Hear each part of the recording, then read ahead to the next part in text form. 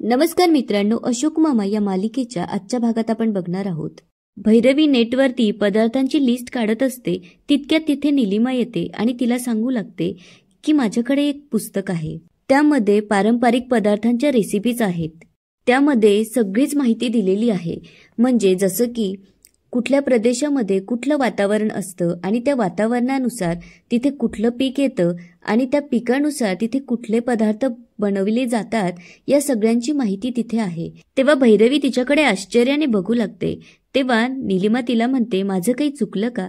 तेव्हा भैरवी म्हणते, अजिबात नाही. उलट मी हा विचार करत होते की ही गोष्ट माझ्या आधी का लक्षात आली नसेल. तेव्हा निलिमा सांगू लागते की लहान असताना मला वाचनाची खूप आवड होती. तेव्हा एखादा विषय हातात घेतला ना, असं म्हणता म्हणता निलिमा अचानकच शांत होते. तेव्हा भैरवी तिला म्हणू लागते, काय झालं सांगा ना, तुम्ही काहीतरी सांगत होता. तेव्हा निलिमा म्हणते की सगळं काही गेलं आता. पुढे ती म्हणते की माझ्याच बुद्धीला गंज चढला होता. तेव्हा भैरवी तिला विचारते की त्या दिवशी तुम्ही त्या माणसावर केस का केली नाही. त्यावर निलिमा म्हणते की मी घाबरले होते, कारण तो माणूस खूप नीच आहे. तो काय करेल ना याचाच भरोसा नाहीये. तेव्हा भैरवी म्हणते की तुम्ही त्याची अजिबात काळजी करू नका, आम्ही सगळे आहोत ना. तेव्हा निलिमा म्हणू लागते की मला याच गोष्टीची जास्त भीती वाटते की जर केस माझ्या विरोधात गेली तर. तेव्हा भैरवी म्हणते, असं अजिबात होणार नाही, आम्ही सगळे तुमच्या बाजूने त्याच्या विरोधात साक्ष देऊ. त्यावर निलिमा म्हणते, पण माझ्यामुळे तुम्हाला त्रास नको, तुमच्या घरावर माझ्यामुळे संकट नको. तेव्हा भैरवी म्हणते की हे घर तुमचं पण आहे ना, तुमच्या बाळदादाचं. तेव्हा निलिमा तिला म्हणते की अगदी बाळदादाची सून शोभतेस बघ, खरंच बाळदादा खूप लकी आहे, त्याला तुझ्यासारखी सून मिळाली. तेव्हा भैरवी म्हणते की तुम्ही थोडा आधी आला असताना तर असं अजिबात बोलला नसता, कारण मी इथे येण्यापूर्वी खूप वेगळी होते. या घरात आल्यानंतर मी माणसात आले. मला बाबांनी, अनिशने आणि संयमीने खूप सांभाळून घेतलं. पुढे ती संयमीचा विचार करते तेव्हा ती जरा नाराज होते. त्यावर निलिमा आत्या म्हणते की तू अजिबात काळजी करू नकोस, सगळं काही नीट होईल. असं म्हणून आता निलिमा आत्या तिथून जाते.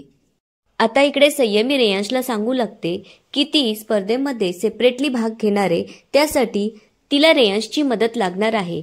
तेव्हा रेयांश तिला म्हणतो की अजूनही विचार कर, ही गोष्ट जर घरच्यांना कळली तर त्यांना किती वाईट वाटेल. तेव्हा संयमी त्यांना म्हणते की मला किती वाईट वाटलं याचा त्यांनी विचार केला का, मी का करू.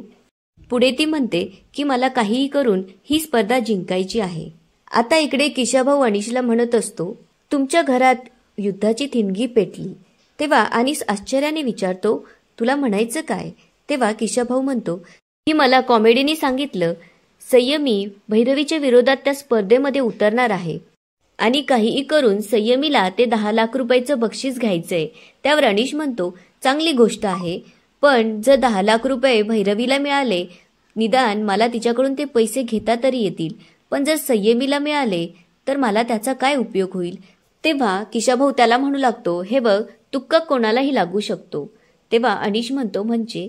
तेव्हा तो म्हणतो, हे बघ, संयमीला पण 10 लाख रुपये मिळू शकतात, पण त्याचा तुला काय फायदा. त्यामुळे तू एक काम कर, संयमीला तुझ्या पार्टीत घे. आता अनिशला किशाभाऊची ही आयडिया पटलेली असते. तेव्हा तो म्हणतो, मागची तुमची आयडिया खरंच माझ्या कामात आली. तेव्हा समजलं की भैरवीशी जर प्रेमाने बोललं ना तर ती काहीही करू शकते. आता इकडे रात्रीच्या वेळी सगळे बसलेले असतात. तेव्हा डोरबेल वाजते. त्यामुळे निलिमा अशोक मामांना म्हणते की मी जाऊन दरवाजा उघडते. आता ती जेव्हा दरवाजा उघडते तेव्हा तिला समोर एक रक्ताने माखलेली साडी दिसते आणि ती जोरात ओरडू लागते.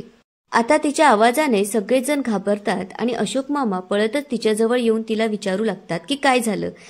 तेव्हा ती सांगू लागते की ही माझी साडी आहे आणि ती रक्ताने भरलेली, तो काहीही करू शकतो.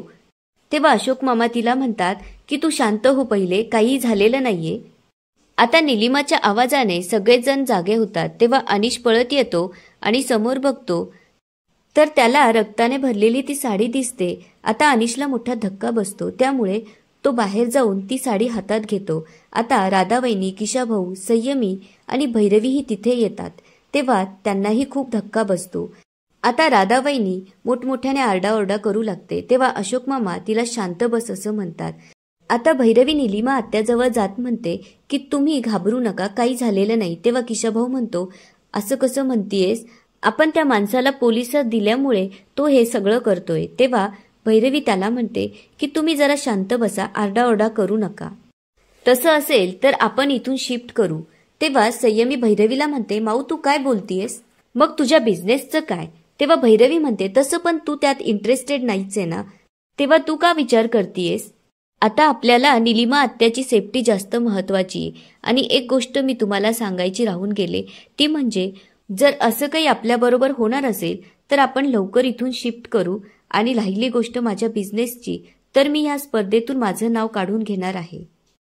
हे ऐकल्यावर आता संयमी भैरवीकडे आश्चर्याने बघू लागते आणि तिथून रागातच निघून जाते. आता इकडे अशोक मामा म्हणतात की तुम्ही घाबरू नका, मी लगेचच पोलिसांना फोन करतो. आता घरात होत असलेल्या प्रकारांमुळे संयमी वैतागलेली असते, त्यामुळे ती तिच्या खोलीत येऊन इकडे तिकडे तिचं सामान फेकू लागते आणि डोक्याला हात लावून रडत बसते. याच संधीचा फायदा घेत अनिश तिच्या जवळ येऊन म्हणू लागतो, सॅम तू अजिबात टेन्शन घेऊ नकोस, मी तुझ्यासोबत आहे. आपण कुठेही जाणार नाही आहोत. इथून फक्त तीच माणसं जातील जे इथून जायला हवेत. पुढे तो तिला म्हणतो की तुझ्या बिझनेसमध्ये मी तुझ्यासोबत आहे आणि माझी खात्री आहे की बक्षीस तुलाच मिळेल. आता इकडे अशोक मामा पोलीस इन्स्पेक्टर साहेबांशी बोलत असतात आणि म्हणतात की हो, तुमचा हवालदार येऊन सगळे पुरावे घेऊन गेलात. त्यावर निलिमा म्हणते की त्या पुराव्यांचा काहीही उपयोग होणार नाहीये. तेव्हा अशोक मामा म्हणतात, तू अजिबात काही काळजी करू नको, सगळं काही नीट होईल. आता मी ऑफिसला जातो असं म्हणून ते तिथून जातात. तेव्हा भैरवी म्हणते, तुम्ही गेलंच पाहिजे का? बाबा मला भीती वाटते, त्या गुंडाने तुम्हाला काही केलं तर? त्यावर अशोक मामा म्हणतात, तू अजिबात काळजी करू नको असं म्हणून आता ते तिथून जातात. तेव्हा संयमी निलिमाला म्हणते, तुम्ही असं का करत नाही, तुम्हीच का जात नाही इथून? तेव्हा भैरवी संयमीला म्हणते, समा तू काय बोलतीस हे तुला तरी कळतंय का? त्यावर संयमी म्हणू लागते, एवढं सगळं झाल्यानंतरही तू त्यांचीच बाजू घेतीयस. मला सगळं कळतंय पण तुला कळत नाहीये, कारण तू तुझा कॉमन सेन्सच वापरत नाहीयेस. आपल्या घरामध्ये इरा ईशानसारखे लहान मुलं आहेत, त्यांना काही झालं तर? तेव्हा मात्र भैरवी घाबरते आणि म्हणते की मी त्यांना काही होऊ देणार नाही. तेव्हा संयमी भैरवीला म्हणू लागते की तू येण्यापूर्वी आम्ही तिघं आजोबांसोबत राहत होतो ना, तेच योग्य होतं. त्यानंतर तू काय आलीस आणि सगळा फोकस तुझ्यावरती. आजोबांनी तुला सपोर्ट करायला सुरुवात केली आणि आमचं काय? आमचा कधी कोणी विचारच केला नाही. आता भैरवीला संयमीच्या या बोलण्याने आश्चर्य वाटू लागतं. तेव्हा संयमी म्हणते, बघ ना, तू आली नसतीस तर हे सगळं झालंच नसतं. तुला माहितीये का, त्या दिवशी आपल्या घरात गुंड आले आणि आमच्या डोक्यावर बंदूक ताणून उभे राहिले. काही झालं असतं तर? पण नाही, याचा विचार तू का करशील? आणि आज रक्ताने माखलेली साडी, एवढं होऊनही तू यांचीच बाजू घेतीयस. ही किती रबिश आणि रिडिक्युलस आहे. तेव्हा भैरवी तिला म्हणते, समा तू तुझं लिमिट क्रॉस करतीयस. तेव्हा संयमी म्हणते, काय चुकीचं बोलतीये मी? 35 वर्षापूर्वी त्यांच्यामध्ये काहीतरी झालं, 2 जनरेशन पूर्वीची गोष्ट, आणि एवढ्या दिवसानंतर आज त्यांना प्रोटेक्ट करायचं सुचतंय. तेव्हा भैरवी तिला म्हणते, समा तू रिलेटिव्ह म्हणून का बघतीयस? ह्युमन बीइंग म्हणून विचार कर, बघ त्यांची अवस्था कशी झाली. त्यावर संयमी म्हणते, आम्ही का त्यांचा विचार करायचा?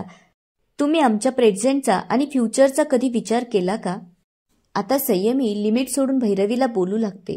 तेव्हा भैरवीला खूप राग येतो आणि ती तिच्यावर हात उचलते. आता मात्र संयमीला खूप वाईट वाटू लागतं. तेव्हा ती भैरवीला म्हणते, माऊ तू यांच्यासाठी माझ्यावर हात उचललास म्हणजे तुला माझ्यापेक्षा या जास्त इम्पॉर्टंट आहेत असं म्हणून आता संयमी रागातच तिथून निघून जाते. आता संयमी बाहेर आलेली असते तेव्हा ती तिच्या टेन्शनमध्ये असते. तितक्यात समोरून एक जोरात गाडी येते आणि संयमी जवळ येऊन थांबते. त्यातून एक माणूस बाहेर येतो, तो म्हणजे शिखर राजदा. तो आता संयमीला विचारू लागतो, आर यू ओके? तेव्हा संयमी म्हणते, हो. पुढे तो म्हणतो, तुम्ही इथेच राहतात का? त्यावर संयमी म्हणते, हो मी इथेच राहते, गुलमोहर सोसायटीत. तेव्हा तो विचारू लागतो, म्हणजे इथे माझगावकर पण राहतात का? त्यावर संयमी म्हणते, हो ते पण इथेच राहतात, अशोक माझगावकर. तेव्हा शिखर राजदा म्हणतो, ओ म्हणजे तू भैरवी माझगावकरांना ओळखतच असशील. आता भैरवीचं नाव घेतल्यानंतर संयमीला खूप राग येतो आणि ती त्याला म्हणते की तुमचं काम तरी काय आहे नक्की? आता संयमीकडे बघून शिखर राजदाला आश्चर्य वाटतं आणि तो पुढे म्हणतो, माझं जरा भैरवी माझगावकरकडे काम होतं, त्यामुळे त्यांचा मोबाईल नंबर मिळू शकेल का? आता संयमी टेन्शनमध्ये भैरवीला न विचारतात तिचा मोबाईल नंबर शिखर राजदाला देऊन तिथून निघून जाते. आता बराच वेळ झालेला असतो. संयमी अजूनही घरी आलेली नसते. त्यामुळे भैरवीला काळजी वाटू लागते आणि ती लगेचच अनिशला फोन करून विचारते. तेव्हा अनिश म्हणतो, तू काळजी करू नकोस, येईल ती. असं म्हणून आता अनिश फोन ठेवतो आणि संयमीला सांगू लागतो, तू घरात नाहीयेस म्हणून भैरवी खूप घाबरली. त्यावर संयमी म्हणते, घाबरणारच ना, कारण आता आजोबा तिला विचारतील की संयमी कुठे गेली. आणि याच ठिकाणी आजचा एपिसोड संपतो. आता पुढे काय होणार ते बघूया उद्याच्या एपिसोडमध्ये. धन्यवाद.